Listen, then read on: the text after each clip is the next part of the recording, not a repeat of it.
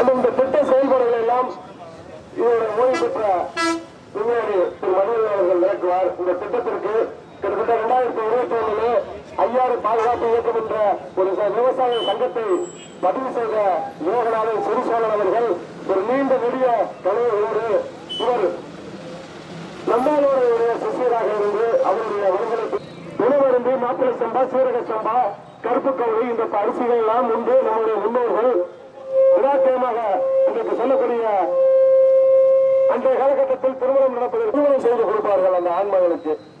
ஆக அவர்கள் சாப்பிட்ட அரிசி மாப்பிளை சம்பா அரிசி, சீரக சம்பா அரிசி, யானைக்கவுனி இது போன்ற 160 நாள் விளையக்கூடிய அரிசிகளை சாப்பிட்டார்கள்.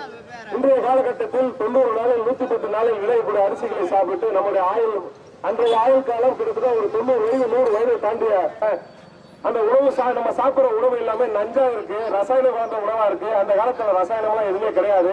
2ஆம் உலக போரில் மீதிப்பட்ட கெமிக்கல் எல்லாம் அந்த போருக்கு பயன்படுத்தக்கூடிய பொருட்களை எல்லாம் நம்ம என்ன செய்யறதுன்னு பார்த்தா எல்லாம் வந்து வயலுக்கு போடுவோம் உரமாவுன்னு சொல்லி நமக்கு யூரியா இந்த கந்தகம் இதெல்லாம் வந்து உரமா போட்டு நமக்கு வந்து ஒரு ரசாயன ஆயுள் காலத்தை குறைச்சிட்டு இருக்கு.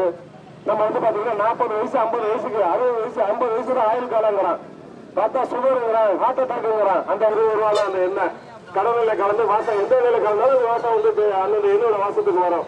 இதெல்லாம் சாப்பிட்டா நம்ம உடம்புல ரத்தத்துல வந்து பிளாஸ்டிக்கோட துகள்கள் இருக்குங்கிற ஆராய்ச்சியில உலக மெடிக்கல் கவுன்சில் ஆராய்ச்சியில வந்து ரத்தத்துல வந்து பிளாஸ்டிக் துகள்கள் இருக்குங்கிறான். அந்த துகள்கள் எப்படி வந்ததுன்னு கேட்டா இந்த மாதிரி பெட்ரோலிய கலந்த எண்ணெய்களை சாப்பிடுவதால் அந்த ஐயாக்கள் அவர்கள் உடல் வருகை தந்துள்ள விவசாயிகளுக்கும் இந்த கன்னட விழிப்புணர்வு கூட்டத்தின் சார்பாக வருகை தந்த அனைவரையும் வரவேற்று மீண்டும் ஒருமுறை வரவேற்று நன்றி தெரிவித்துக் கொள்கிறோம்.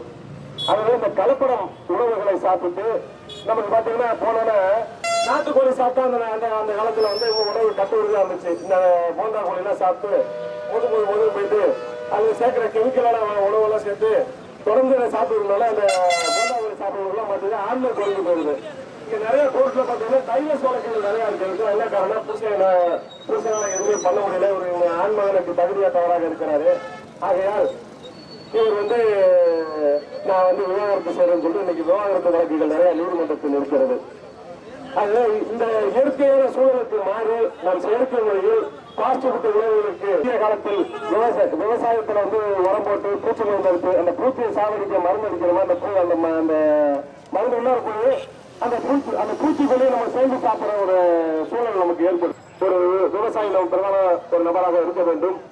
ஆகவே விவசாயிகளுடைய கோரிக்கையை நிறைவேற்றி தர அண்ணா திராவிட முன்னேற்ற கழக ஆட்சியில் அத்திக்கடவு அவிநாசி திட்டத்தை நிறைவேற்றி தந்தது. அதேபோல் திராவிட முன்னேற்ற கழகம் இந்த 6 காவிரி நீரோட்ட திட்டத்தை நிறைவேற்றி தந்து விவசாயிகளின் வாழ்வில் நிறைவேற்றி வைக்க திராவிட முன்னேற்ற கழகத்தை திராவிட